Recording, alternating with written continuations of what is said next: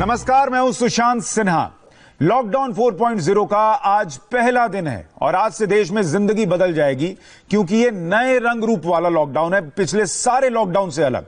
हर कोई जानना चाहता है कि उसके राज्य में, उसके शहर में आज से क्या बदलेगा, क्या खुल जाएगा, क्या बंद रहेगा, क्या ऑफिसेज खुलेंगी, क्या नई शर्तें होंगी, बस चलेगी तो क्या नियम होंगे। सबसे बड़ी बात यह है कि केंद्र सरकार की नई गाइडलाइन के बाद राज्य सरकारों के हाथ में है कि वो लॉकडाउन कितना खोलें कितना नहीं, ये वो तय कर सकती हैं, क्योंकि केंद्र ने शर्तें तय करने का अधिकार राज्यों को दे दिया है। इसलिए आज हम दिन भर मुख्यमंत्री सम्मेलन कर रहे हैं। देश के बड़े बड़े राज्यों के मुख्यमंत्री इंडिया टीवी पर आएंगे, अपने गाइडलाइंस एक्सक्लूसिव बताएंगे, क्योंकि हर राज्य के लिए अलग गाइडलाइन होगी। तो आपके राज्य के मुख्यमंत्री आपको खुद बताएंगे कि आपके राज्य में क्या होने वाला है। हमारे साथ सबसे पहले उत्तर प्रदेश के मुख्यमंत्री योगी आदित्यनाथ जुड़ रहे हैं। यूपी की 23 करोड़ जनता को खुद यूपी के मुख्यमंत्री बताएंगे कि आज लॉकडाउन में क्या रहेगा। योगी आदित्यनाथ जी, बहुत बहुत स्वागत है इंडिया टीवी पर आपका। धन्यवाद जी। सर, एक बात तो बहुत स्पष्ट है कि उत्तर प्रदेश ने पिछले काफी वक्त में जो ये लॉकडाउन रहा, बहुत अच्छा काम किया और आप बहुत प्रोएक्टिवली काम करते रहे। लेकिन अब सबसे बड़ी चुनौती है ये लॉकडाउन 4 की। इसमें यूपी में क्या खुलेगा, क्या बंद रहेगा, सर क्या होने जा रहा है? देखिए, भारत सरकार की एडवाइजरी यहां प्राप्त हो चुकी है और इसमें 4th फेज में जो लॉकडाउन में कंटेनमेंट जोन तय करने का अधिकार राज्य सरकारों को दिया गया है। हमारी कार्ययोजना पूरी बन चुकी है। आज सायंकाल मंत्रिमंडल के अपने सहयोगियों के साथ बातचीत करने के बाद हम लोग इसको जारी करने वाले हैं। मुझे लगता है कि हमारे लिए चौथे चरण का लॉकडाउन सबसे महत्वपूर्ण है। इसलिए महत्वपूर्ण है क्योंकि इस दौरान प्रदेश में काफी बड़ी संख्या में प्रवासी कामगार और श्रमिक आए हैं। तो प्रवासी कामगार और श्रमिकों को देखते हुए हमें जो नई चुनौतियां हमारे सामने आई हैं, उनको ध्यान में रख करके अपने कंटेनमेंट जोन हम तय करेंगे और भारत सरकार की जो गाइडलाइन है उस गाइडलाइन का पालन करते हुए हम लोग कोरोना के खिलाफ देश की इस लड़ाई को आगे बढ़ाएंगे। हम लोगों ने अपनी पूरी रणनीति तय कर ली है। पहले फेज में, लॉकडाउन के पहले चरण में, दूसरे चरण में, तीसरे चरण में अलग अलग प्रकार की छूटें मिली थी।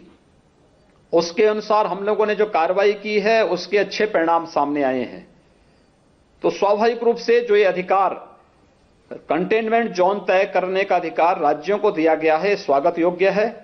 और मुझे लगता है कि राज्य अपनी स्थानीय आवश्यकताओं के अनुरूप जहां पे छूट देनी है वहां पे लोगों को छूट भी दी जाएगी, जहां पर सख्ती करने की आवश्यकता पड़ेगी जिससे कि यह कम्युनिटी इन्फेक्शन न बनने पाए, इस दृष्टि से हम लोग उसी प्रकार की अपनी रणनीति यहां पर तैयार कर रहे हैं और आज सायंकाल तक हम इसको जो है जारी कर देंगे।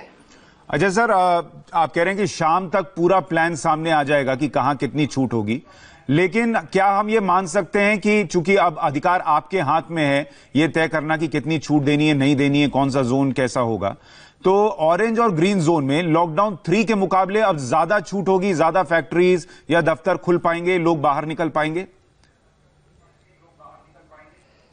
देखिए, हमारे यहां पिछले 10 दिनों में प्रवासी कामगार और श्रमिक काफी बड़ी मात्रा में आया है और जो ये प्रवासी कामगार और श्रमिक वापस अपने घर में आए हैं तो बहुत सारे लोग मुंबई से, दिल्ली से, पंजाब से, राजस्थान से, अन्य राज्यों से आए हैं। तो उनके साथ वहां पर कोरोना का संक्रमण भी है।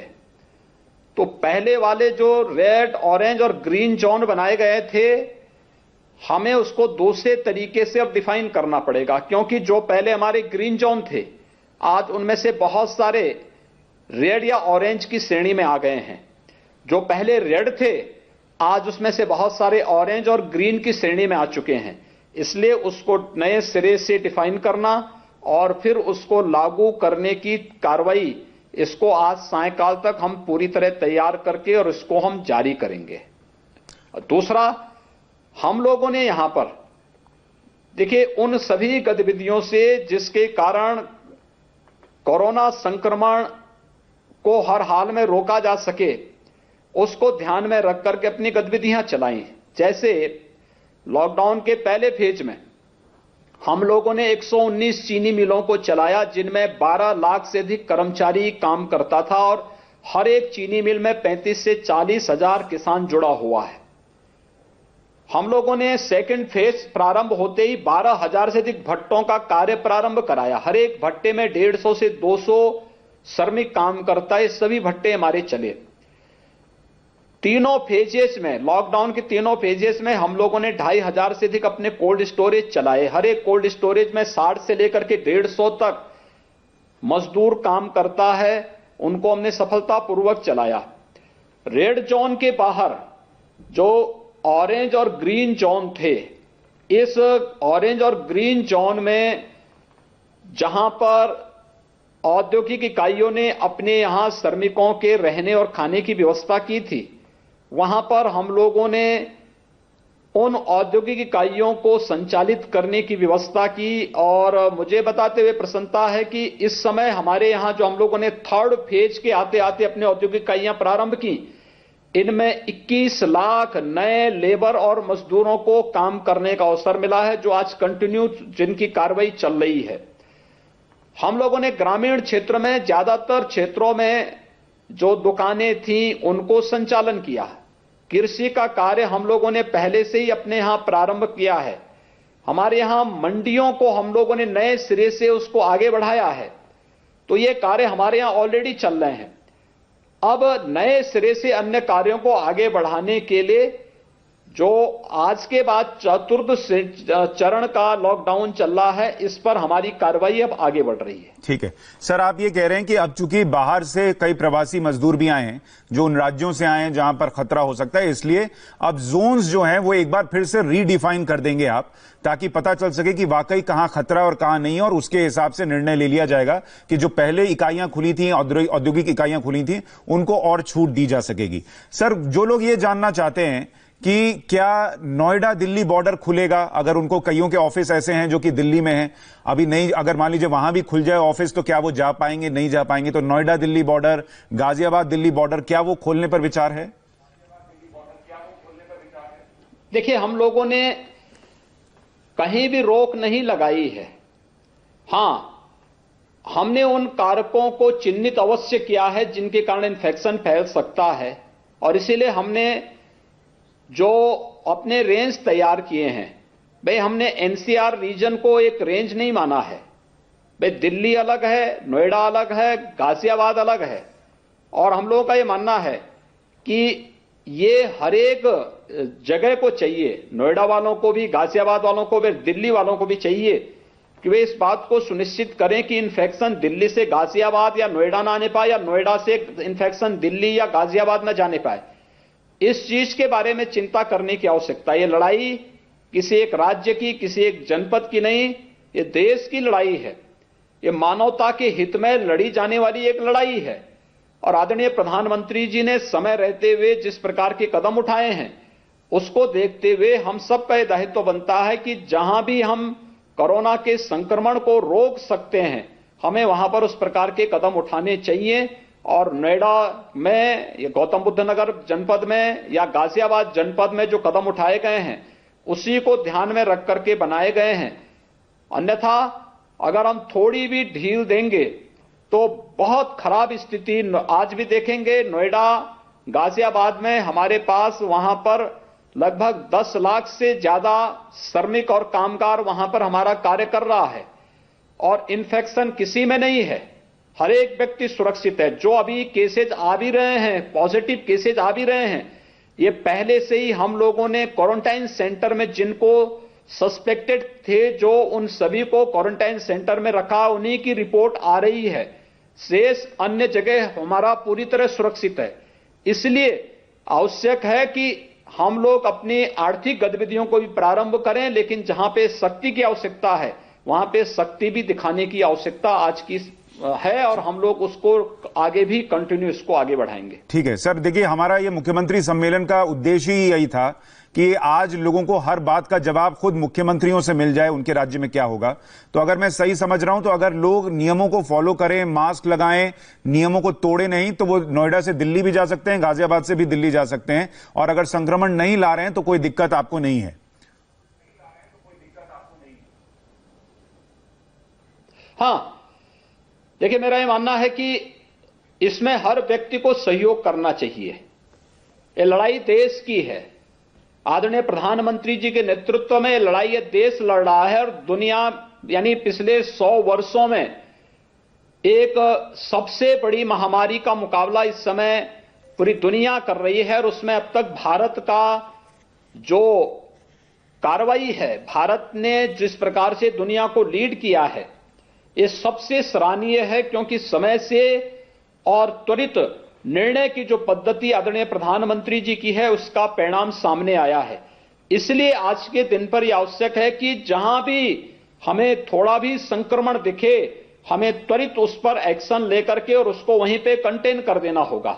ठीक है, फैलने नहीं देना होगा। सही बात है। कोई भी व्यक्ति, जी सर, भाई कोविड हॉस्पिटल में अगर वो गाजियाबाद में काम कर रहा है तो उसको नोएडा नहीं जाना चाहिए, नोएडा में काम कर रहा है तो उसको दिल्ली नहीं जाना चाहिए, दिल्ली में अगर कोई कोविड हॉस्पिटल में काम कर रहा है तो उसको गाजियाबाद या नोएडा नहीं आना चाहिए, वहीं रहना चाहिए। और वहां की सरकार को भी चाहिए कि ऐसे लोगों को वे लोग वहीं पर क्वारंटाइन फैसिलिटी उपलब्ध करवाएं, जिससे संक्रमण को हर हाल में रोका जा सके। वे दिल्ली की आजादपुर मंडी के कारण ही संक्रमण कई जनपदों में फैला है, कई जगह फैला है। इन चीजों को हमें देखना पड़ेगा कि चाहे वह किसी के कारण भी ये संक्रमण फैल रहा हो, हमें हर हाल में उसको रोकना पड़ेगा, क्योंकि कोरोना पर अगर विजय प्राप्त करनी है तो उसकी कोरोना संक्रमण की चेन को हर स्टेज पर हमें रोकना ही पड़ेगा। जी सर, ठीक है, बहुत स्पष्टता अब मिली है कि उत्तर प्रदेश में क्या होगा नहीं होगा, लेकिन कुछ और सवाल पूछूं उससे पहले एक सवाल जो सबके मन में है वो मजदूरों को लेकर है सर। और मजदूरों की समस्या के लिए, चाहे वो पैदल चल रहे हों, चाहे वो भूखे हों, चाहे उनके पैर में जूते नहीं है, चप्पल नहीं और उनको चलना पड़ रहा है, इसके लिए जिम्मेदार कौन है सर? क्योंकि शुरुआत तो देखिए दिल्ली यूपी के बॉर्डर से ही हुई थी और बढ़ते बढ़ते कहां तक पहुंच गई। देखिए, उत्तर प्रदेश में किसी भी श्रमिक को कोई समस्या नहीं है। वो दुर्भाग्यपूर्ण 3-4 घटनाएं घटित हुई हैं और वह न केवल अफसोसजनक है बल्कि चिंताजनक भी है। लेकिन हम लोगों ने शुरू से ही, याद करिए जब लॉकडाउन का प्रथम चरण प्रारंभ हुआ था 27, 28, 29 मार्च को एकाएक दिल्ली से और कुछ अन्य राज्यों से श्रमिकों ने प्लान प्रारंभ किया था, तो हम लोगों ने तत्काल अपनी उत्तर प्रदेश परिवहन निगम की 10,000 से अधिक बसेज का बेड़ा लगा करके उनको सुरक्षित उनके गृह जनपद तक पहुंचाने और फिर मेडिकल स्क्रीनिंग के बाद उन्हें सुरक्षित उनके घरों तक पहुंचाने का कार्य किया। उन्हें खाद्यान्न दिया, उन्हें भरण पोषण का भत्ता भी उपलब्ध कराया। हम लोगों ने लगातार उत्तर प्रदेश देश के अंदर, इस समय मैं आभारी हूं भारत सरकार का कि प्रवासी कामगार और श्रमिकों के लिए भारत सरकार ने श्रमिक स्पेशल चलाई हैं। 1000 श्रमिक स्पेशल भी देश के अंदर चली हैं, उसमें से लगभग 600 अकेले उत्तर प्रदेश में हम लेकर के आए हैं देश के अलग अलग हिस्सों से, चाहे वह महाराष्ट्र हो, गुजरात हो, पंजाब हो या फिर हरियाणा है, कर्नाटक, केरल, तमिलनाडु, आंध्र प्रदेश, तेलंगाना, जिस भी राज्य ने हमें सूची सौंपी हमने वहां पे श्रमिक स्पेशल के माध्यम से अपने कामगार और श्रमिकों को वापस बुलाने का कार्य किया।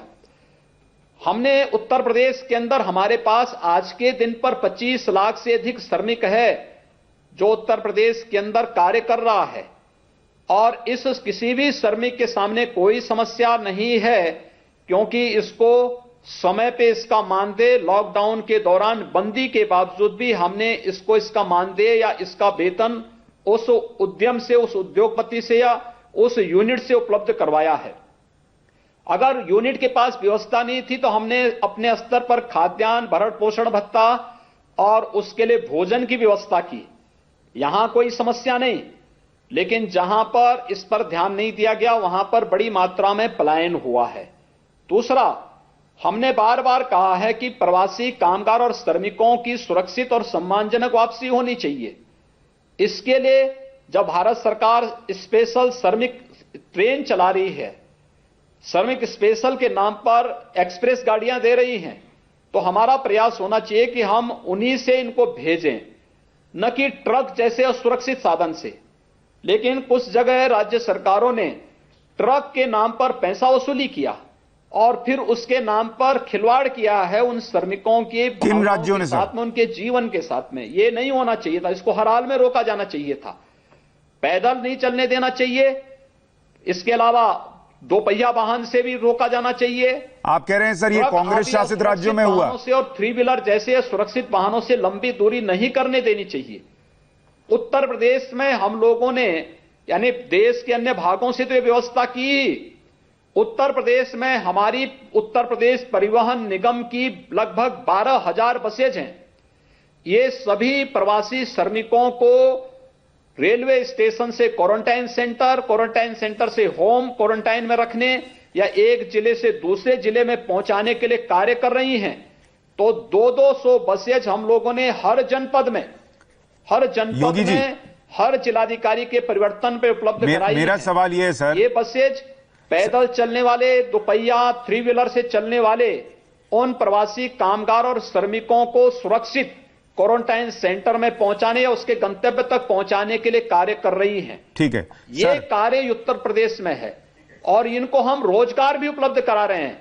उत्तर प्रदेश में पहुंचते ही उसे भोजन मिल रहा है, पानी मिल रहा है। ये कार्य मुझे लगता है कि हर जगह होता तो मुझे लगता है ये समस्या है, एक महामारी से हम फेस कर रहे हैं, अचानक समस्या आई है। लेकिन मुझे लगता है कि इस समय सहानुभूति के साथ साथ संवेदना उन प्रवासी कामगार और श्रमिकों के प्रति व्यक्त करने का समय है और उसमें हर एक को इस पे आगे आके काम करना चाहिए। ठीक है, आप कह रहे हैं कि श्रमिकों की समस्या उन राज्यों की वजह से खड़ी हुई जहां पर उनको खाना नहीं मिला, जहां उनको सम्मान नहीं मिला और इस वजह से उसे सड़क पर आना पड़ा।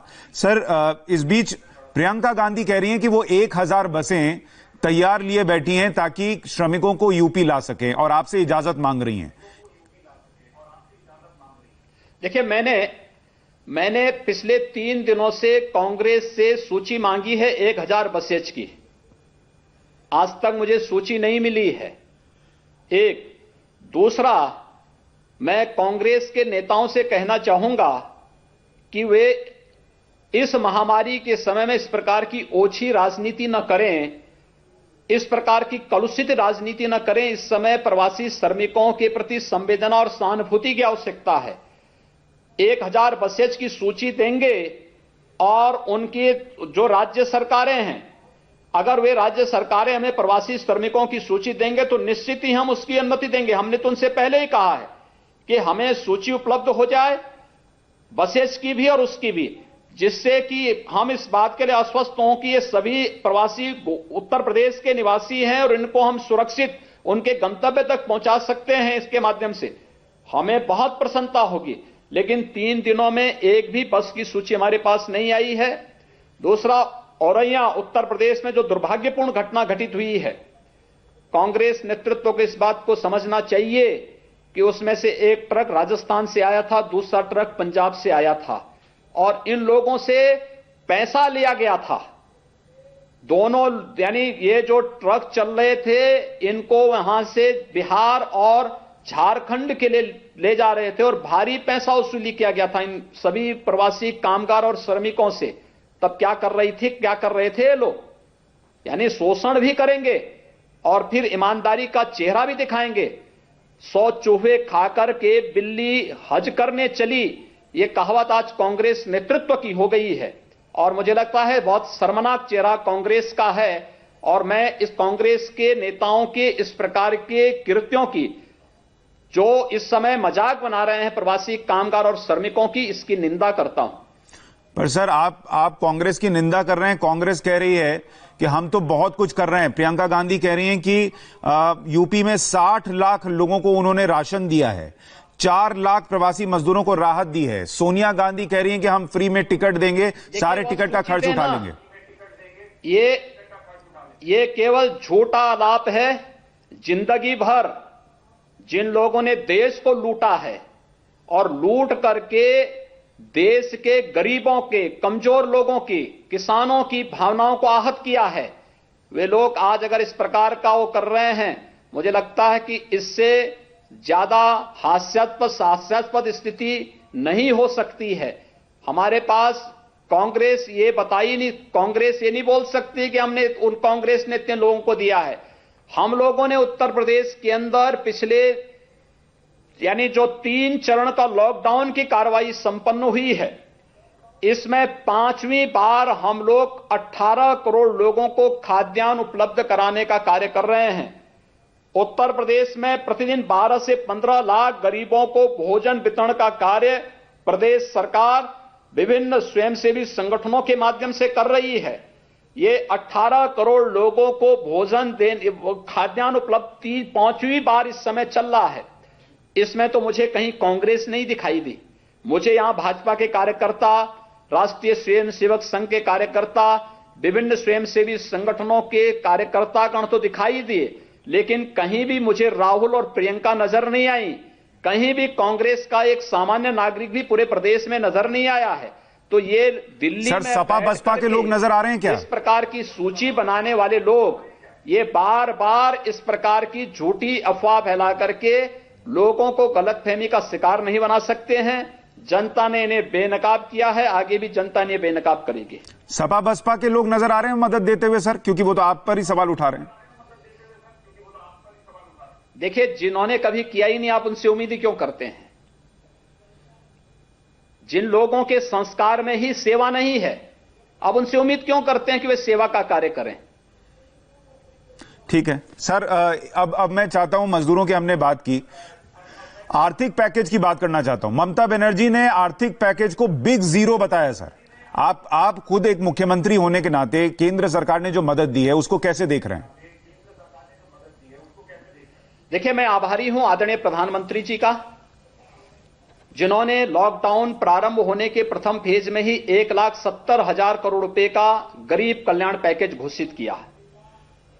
और उस पैकेज ने देश के 80 करोड़ लोगों को मुफ्त में खाद्यान्न उपलब्ध उस पैकेज के माध्यम से हुआ है।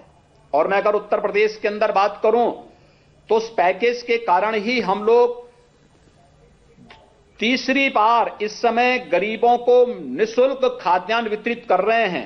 2 बार प्रदेश की तरफ से हमने किया है, तीसरी बार भारत सरकार के स्तर पर हम लोगों ने प्रारंभ किया है, जिसमें हर व्यक्ति को 5 किलो खाद्यान्न और 1 किलो दाल मिल रही है। यह भारत सरकार के स्तर पर उत्तर प्रदेश के अंदर 18 करोड़ लोगों को मिल रहा है। एक दूसरा, उत्तर प्रदेश में 2 करोड़ 34 लाख किसानों को प्रधानमंत्री किसान सम्मान निधि के माध्यम से 2-2 हजार रुपए की 2 किस्त उनके अकाउंट में सीधे जा चुकी है। 3 करोड़ 56 लाख महिलाओं को जो जनधन अकाउंट खोली थी, उनके अकाउंट में 500 रुपए की 2 किस्त जा चुकी है। 1 करोड़ 47 लाख लोगों को अब तक उज्ज्वला योजना का एक बार सिलेंडर प्राप्त हो चुका है, दूसरी बार सिलेंडर मिलने की इस समय प्रक्रिया चल रही है। कहीं कोई समस्या नहीं है। प्रदेश के अंदर चाहे वह वृद्धा पेंशन हो, विधवा पेंशन हो, दिव्यांग पेंशन हो, 88 लाख लोगों को यह एडवांस में 2-2 महीने का यह पेंशन उनके अकाउंट में उपलब्ध कराया जा चुका है। 88 लाख मनरेगा के मजदूरों को उनका 611 करोड़ रुपए का भुगतान किया जा चुका है। और यही नहीं, मनरेगा के जितने भी मजदूर पूरे देश के अंदर हैं, सबको अब 202 रुपए की बढ़ी हुई मजदूरी दी जाएगी, जो 40,000 करोड़ रुपए मनरेगा के मद में अतिरिक्त बढ़ाया गया है। यह इसी पैकेज का हिस्सा है। एमएसएमई सेक्टर को 3 लाख करोड़ रुपए का जो उसमें सहयोग किया गया है, बहुत बड़ा सहयोग है। भारत की अर्थतंत्र की रीढ़ है एमएसएमई सेक्टर भारत का। और उत्तर प्रदेश चूंकि वन डिस्ट्रिक्ट वन प्रोडक्ट के माध्यम से अपने एमएसएमई सेक्टर को पहले से ही प्रमोट किया है, तो स्वाभाविक रूप से इसका लाभ सर्वाधिक यूपी लेने जा रहा है। मेरा यह मानना है कि अकेले उत्तर प्रदेश में एमएसएमई सेक्टर में इस छूट के माध्यम से हम 90 लाख से अधिक लोगों को नए रोजगार उपलब्ध करवा सकते हैं। और जिस दिन यह पैकेज घोषित हुआ, उस पैकेज के अगले दिन ही हम लोगों ने 56,754 लाभार्थियों को लोन उपलब्ध करवाने का कार्य किया। युवाओं के लिए शिशु, किशोर और तरुण लोन में जो छूट दी गई है, यह अपने आप में एक बड़ा कार्य है। नए स्टार्टअप लगाने के लिए जो कार्य प्रारंभ हुए हैं, या फिर अन्य क्षेत्रों में भी फेरी नीति से आच्छादित होने वाले जितने भी कामगार, जितने भी छोटे छोटे ठेला, खोमचा, रेहड़ी लगाने वाले पटरी व्यवसायी हैं, इन स्ट्रीट वेंडर के लिए भी 10,000 रुपए का आसान किस्तों पे सरल लोन देने की जो व्यवस्था प्रारंभ हुई है, हम उससे लोगों को लाभान्वित करने की कार्य कर रहे हैं। और शिक्षा के लिए ऑनलाइन शिक्षा, 12 हर क्लास के लिए एक नया चैनल खोलने की व्यवस्था, 100 विश्वविद्यालयों को ऑनलाइन शिक्षा के साथ जोड़ना, और हेल्थ सेक्टर में यानी बहुत बड़ा कार्य हुआ है। यद्यपि आदरणीय प्रधानमंत्री जी शुरू से हेल्थ पर फोकस करते रहे हैं। मैं आपको आंकड़े बताता हूं कि उत्तर प्रदेश में 2000 यानी 1947 से लेकर 2016 तक, आप पीरियड नोट करिए, 1947 से 2016 तक ये पीरियड में देश के अंदर और प्रदेश के अंदर सर्वाधिक समय तक कांग्रेस ने शासन किया। इस दौरान केवल 12 मेडिकल कॉलेज उत्तर प्रदेश में सरकारी बन पाए थे, और 2016 के बाद से लेकर के 2019 के बीच मात्र 3 वर्ष में हम लोगों ने उत्तर प्रदेश में 29 नए मेडिकल कॉलेज प्रारंभ किए हैं। ये 29 नए मेडिकल कॉलेजेज में 7 में प्रवेश हो चुका है। 8 में प्रवेश की प्रक्रिया हमारा प्रयास होगा इस सत्र में हम प्रारंभ कर सकें, और शेष को अन्य अगले सत्र में हम प्रारंभ करेंगे। 2 एम्स प्रारंभ हुए हैं, उनकी क्लासेज, उनकी ओपीडी प्रारंभ हो चुकी हैं। और हेल्थ सेक्टर में उत्तर प्रदेश की ही मैं बात करता हूं कि हेल्थ सेक्टर में जब पहली बार उत्तर प्रदेश के अंदर जब कोरोना का पहला पॉजिटिव केस आया था, तब हमारे पास जांच की केवल 50 टेस्ट करने की क्षमता थी। आज उत्तर प्रदेश 6,000 टेस्ट प्रतिदिन कर रहा है। हमारे पास 26 लेबोरेटरी हैं। हम लोगों को भारत सरकार ने जो सहयोग किया उसका परिणाम है। जिस दिन पहला केस आया था, उस समय हमारे पास पीपीई किट बनाने की एक भी यूनिट नहीं थी। एमएसएमई सेक्टर को सहयोग करने का परिणाम किया 26 यूनिट यूपी के अंदर पीपीई किट का निर्माण कर रही है। N95 मास्क और ट्रिपल लेयर मास्क यूपी के अंदर बन रहा है।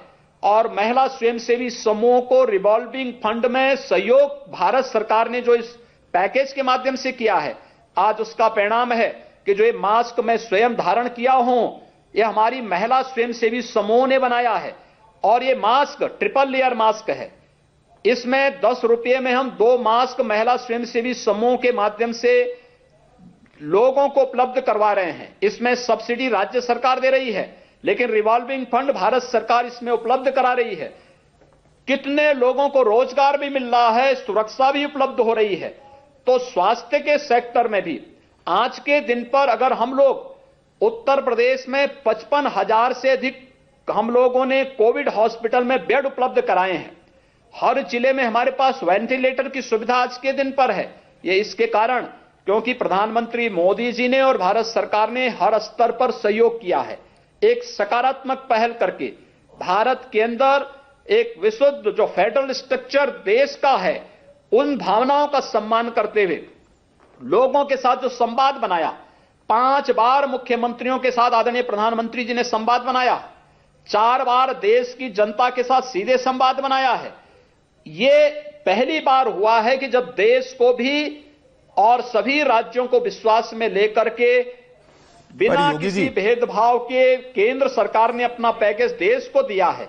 उन स्थितियों में भी अगर कोई मुख्यमंत्री इस प्रकार की बातें कर रहा है, तो मुझे लगता है कि ये राजनीति के अलावा कुछ नहीं है। और मुझे लगता है कि कोरोना संकट में कम से कम हमें इस प्रकार की हल्की राजनीति से ऊपर उठ करके देश के बारे में सोचना चाहिए और अपने लोगों के बारे में सोचना चाहिए। ये टीम वर्क कोरोना को परास्त कर पाएगा। ये लेग पुलिंग से हम कोरोना को परास्त नहीं कर पाएंगे। और मुझे लगता है ये नेगेटिव और नकारात्मक राजनीति उन जिन राज्यों के द्वारा की जा रही है, उन राज्यों में उस प्रकार के ही दुष्परिणाम भी देखने को मिल रहे हैं। इसलिए मैं तो अपील करूंगा कि भारत सरकार ने बेहतर कार्य किया है। एक टीम लीडर के रूप में आदरणीय प्रधानमंत्री जी का मार्गदर्शन हम सबका बेहतर पाथेय है और उनके मार्गदर्शन के कारण ही हम काफी हद तक कंट्रोल करने में, कोरोना को कंट्रोल करने में सफल हुए हैं। और आगे भी हम लोग जो उनका मार्गदर्शन और भारत सरकार की जो एडवाइजरी होगी उसके अनुसार कोरोना को पूरी तरह परास्त करने में और हर नागरिक को सुरक्षित और स्वस्थ जीवन देने में सफल होंगे। योगी जी, आपको सुन के ये लग रहा है कि उत्तर प्रदेश इस लड़ाई को बहुत मजबूती से लड़ रहा है और किसी को दिक्कत ना आए इसको सुनिश्चित कर रहा है। ऐसे में आप खुद ही एक बार ममता दीदी को फोन करके क्यों नहीं बता देते कि हमारा फॉर्मूला, हमारा मॉडल अपना लीजिए, बंगाल में भी दिक्कत नहीं होगी। देखिए, हर राज्य ने अपने यहां अलग अलग तरीके से अपना कार्य किया है और मैं किसी को इसके बारे में न दोषी दे सकता हूं न मैं किसी को कह सकता हूं। लेकिन मैं सचमुच आदरणीय प्रधानमंत्री जी का आभारी हूं कि जिन्होंने इस संकट के समय में हमेशा हरेक मुख्यमंत्री के साथ बातचीत करके बहुत धैर्य के साथ उनकी बातों को भी सुना है और मजबूती के साथ इस संकट से लड़ने के लिए सदैव प्रेरणा दी है। इसलिए मेरा यह मानना है कि सभी लोग अगर भारत सरकार के मार्गदर्शन में कार्य करना प्रारंभ करेंगे और राजनीतिक पूर्वाग्रहों से ऊपर उठ करके काम करना प्रारंभ करेंगे तो मुझे लगता है कहीं कोई संकट नहीं है। हम कोरोना को निश्चित ही परास्त करने की सामर्थ्य भारत रखता है और दुनिया को इस मामले में नेतृत्व देने की भी सामर्थ्य भारत रखता है। हमें जब हम भारत सरकार पर या किसी सरकार पर उंगली उठा रहे हैं, हमें उस समय इस बात को देखना चाहिए कि समय पर ले गए निर्णय का परिणाम है कि आज भारत में दुनिया के उन देशों की तुलना में आप देखेंगे तो संक्रमण भी और मौत के आंकड़े भी न्यूनतम स्तर पर हैं। हमारे यहां जो रिकवरी का रेट है वह बहुत बेहतर है। इसलिए हम लोगों को धैर्य रख करके जो भारत सरकार की एडवाइजरी है और भारत सरकार के द्वारा दिए गए पैकेज हैं इस पर फोकस करते हुए आगे बढ़ना चाहिए। ये राजनीति करने का समय नहीं, राजनीतिक पूर्वाग्रहों का समय नहीं, ये देश की लड़ाई को सफलतापूर्वक आगे बढ़ा करके कार्य करने का समय है। सर, अभी हाल में आने वाले वक्त में ईद आने वाली है सर, तो उसमें क्या कोई छूट मिल सकती है नमाज पढ़ने को लेकर और क्या मटन शॉप्स खुल सकती हैं?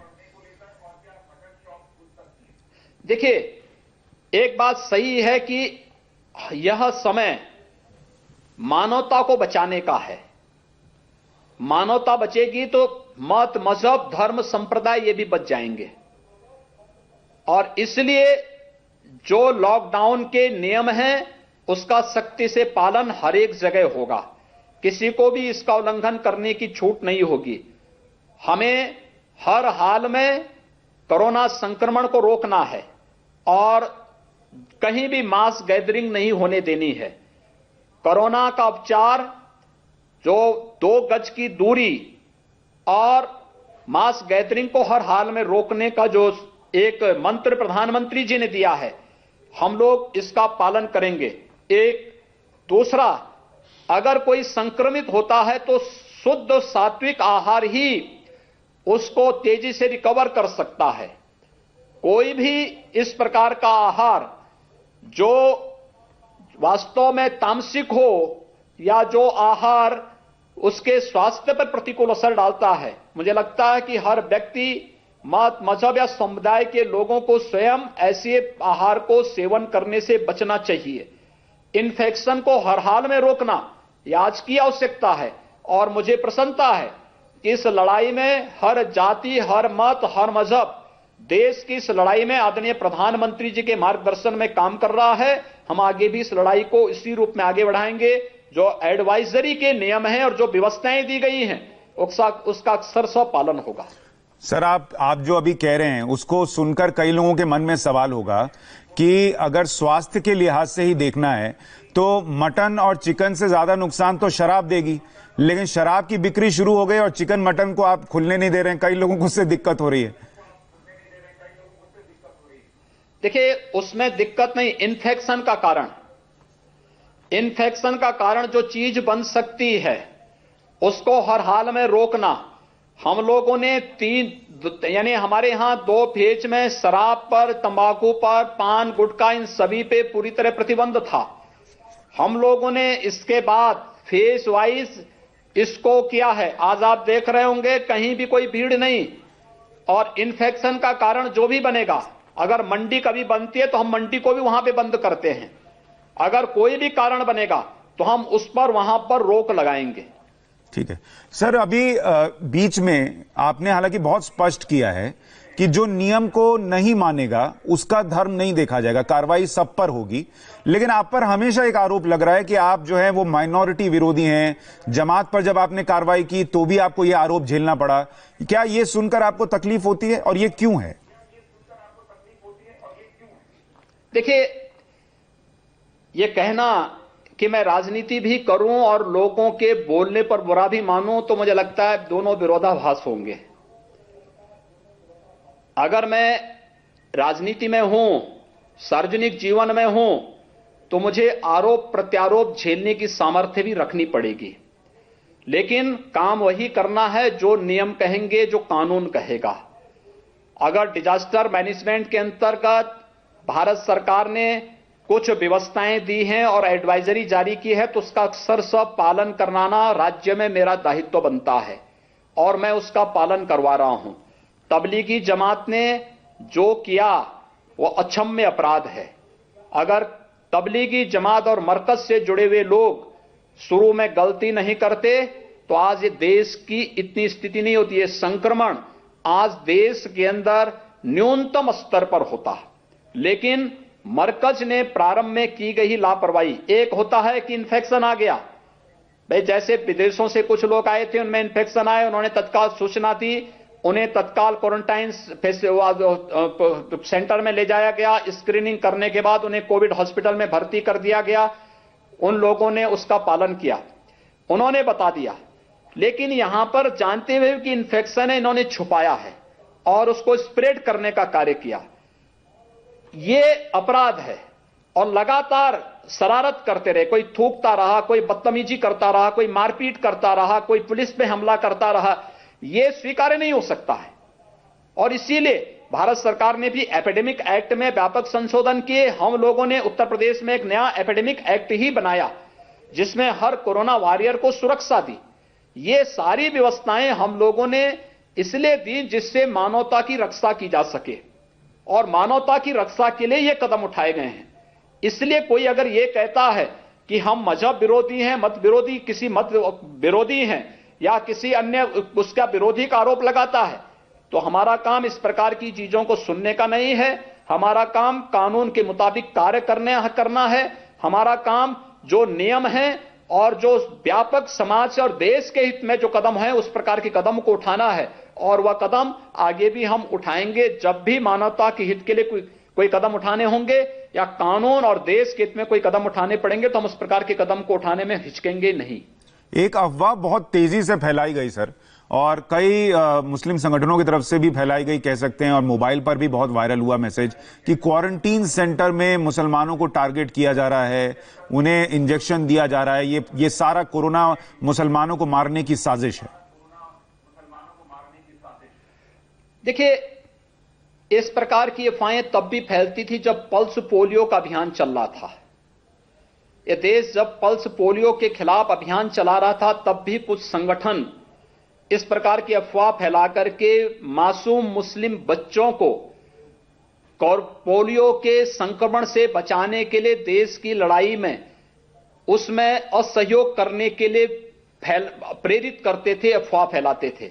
लेकिन उस समय देश के प्रबुद्ध जनों ने, जिसमें हर तबके के प्रबुद्ध थे, उन लोगों ने देश की इस लड़ाई में बढ़ चढ़ करके भाग लिया था, और उसका परिणाम था कि यह देश पोलियो से मुक्त हुआ। देखिए, यह जघन्य अपराध है अगर कोई ये कहता है, और इस प्रकार की अफवाह को कोई जगह नहीं होनी चाहिए कि इंजेक्शन दे रहा, यानी जैसे कि जो इंजेक्शन देने वाला व्यक्ति स्वयं इस प्रकार का व्यक्ति है, वो लोहे का बना हुआ व्यक्ति है कि उस पर इंफेक्शन नहीं काम करेगा। देखिए, ये तो इंफेक्शन है। अगर जिसने थोड़ी भी असावधानी बरती वो स्वयं उसकी चपेट में आएगा। इसलिए ये सब बकवासपूर्ण बातें हैं, इन चीजों को बहुत ध्यान नहीं देना चाहिए, अफवाहों को हर हाल में रोकना चाहिए और कानून के मुताबिक जो भी देश के हित में हो, समाज के हित में हो, उस प्रकार के कदम को लेकर के आगे बढ़ना चाहिए। योगी जी, एक तस्वीर और निकल कर आई। ये जो पूरा जमात वाला इंसिडेंट हुआ, लोगों के मन में गुस्सा था और वो गुस्सा, आप चूंकि हर किसी को समझा नहीं सकते, तो वो गुस्सा इस लेवल पर भी गया कि कई जगहों से ऐसी तस्वीर आई कि अगर कोई मुस्लिम फल विक्रेता है तो उसका विरोध होने लगा, कहा जाने लगा मुसलमानों की दुकान से सामान मत खरीदिए, उनसे उनके ठेले से आप सब्जी और फल मत खरीदिए। ये एक समस्या और बड़ी हो सकती है आने वाले वक्त में, या इससे कैसे निपटा जाए? देखिए, ये हर एक की जिम्मेदारी बनती है, एक व्यक्ति की भी और समुदाय की भी, कि हम अपने आचरण से ऐसा उदाहरण प्रस्तुत करें कि किसी को हम पर शक करने की गुंजाइश ही न रहे। एक दूसरा, ये समाज का दायित्व बनता है कि हम समाज में स्वयं भी इस प्रकार का माहौल पैदा करें जिससे कहीं भी किसी के मन में शक की कोई गुंजाइश न रह जाए। और मुझे लगता है कि फिलहाल उत्तर प्रदेश में इस प्रकार की कोई स्थिति नहीं। कुछ राज्यों में चीजें देखने को मिली थी कि कुछ लोग जाते थे, किसी के घर में थूक देते थे और भी तमाम प्रकार की अफवाह, नोटों में थूक लगाने की बातें चलती थी। उत्तर प्रदेश में भी कुछ जगहों पर हमने देखा कि नोट पड़े रहे और उसमें जगह जगह नोट गिरा दिए जाते थे। ये माना जाता था कि लोग थूक करके उसको जो नोट फेंक रहे हैं, लेकिन हम लोगों ने तो तत्काल वहां पे उस जो नोट पड़े होते थे तत्काल उसको डिसइंफेक्ट करके उसकी जांच करवाते थे कि भाई इसको चेक कर लो, देख लो क्या मामला है। और फिर हम लोगों ने जगह जगह सीसीटीवी कैमरे लगा करके अगर कुछ ऐसे तत्व थे तो उनके खिलाफ बहुत सख्त कार्रवाई कर दी।